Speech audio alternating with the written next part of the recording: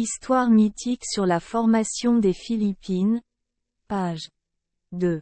Il s'agit de l'une des autres versions racontées et diffusées sur l'histoire de la nation aux mille îles.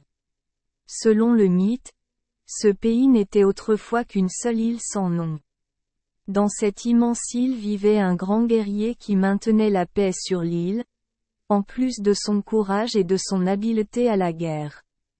Les gens d'ici l'aimaient et l'appelaient Pili, Pili signifiant l'élu.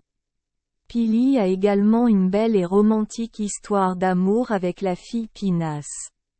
Pili a pu maintenir la paix aux Philippines pendant longtemps, jusqu'à ce qu'un roi étranger menace d'envahir les pays voisins. Craignant une invasion, Pili rassembla des garçons en bonne santé et s'entraîna intensément en cas d'invasion étrangère. Enfin, le jour que redoutaient les locaux est arrivé. De loin en mer, les voiles des navires envahisseurs sont apparus et ont commencé à ouvrir le feu pour l'invasion. Les canons pénétrèrent facilement et détruisirent les boucliers rudimentaires des insulaires.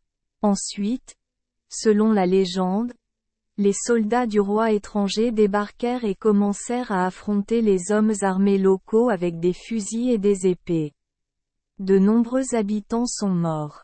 Pili, dit la légende, avec l'épée et le bouclier à la main, a tenu bon malgré ces hommes grièvement blessés et leurs armes inférieures. Il leva les yeux vers le ciel et murmura une prière à Dieu ou Bathala. Immédiatement, dit le mythe, Bathala a répondu par un cri. C'est ma terre choisie à l'est. Ensuite, Bathala a cogné le pied du géant contre le sol. Les fissures et fissures profondes ont englouti les envahisseurs, ajoute la légende. Les soldats du roi commencèrent à débarquer sur l'île et massacrèrent les insulaires. Les guerriers ont également courageusement riposté. Mais comme les envahisseurs utilisaient des fusils pour se battre et que les guerriers ne disposaient que d'armes rudimentaires telles que des lances et des boucliers en bois, ils ne purent résister longtemps. Les guerriers ont beaucoup sacrifié.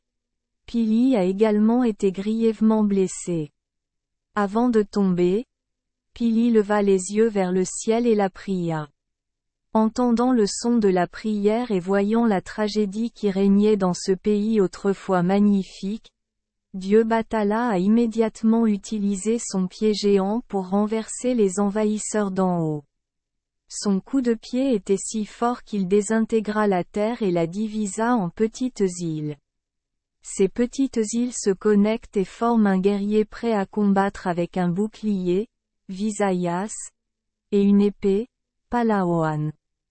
Après la fin de la guerre, les survivants n'ont pas pu retrouver Pili et Pinas et pour les commémorer, les habitants d'ici ont nommé cette île Pilipinas. Dans ce mythe, l'archipel des Philippines a été formé à partir de la nature grâce à leur foi en Bathala pour sauver la population indigène de l'invasion étrangère. Merci les enfants des Esperluette Croisillon 39. Avoir écouté des contes de fées au jour Esperluette Croisillon 39. 8. Espérons que les histoires apporteront aux enfants des moments heureux et significatifs. Si vous aimez notre chaîne, veuillez appuyer sur le bouton S Esperluette Croisillon 39. Abonner, pour ne manquer aucune histoire intéressante. Je vous souhaite une bonne nuit de sommeil et de beaux rêves. Rendez-vous dans la prochaine histoire.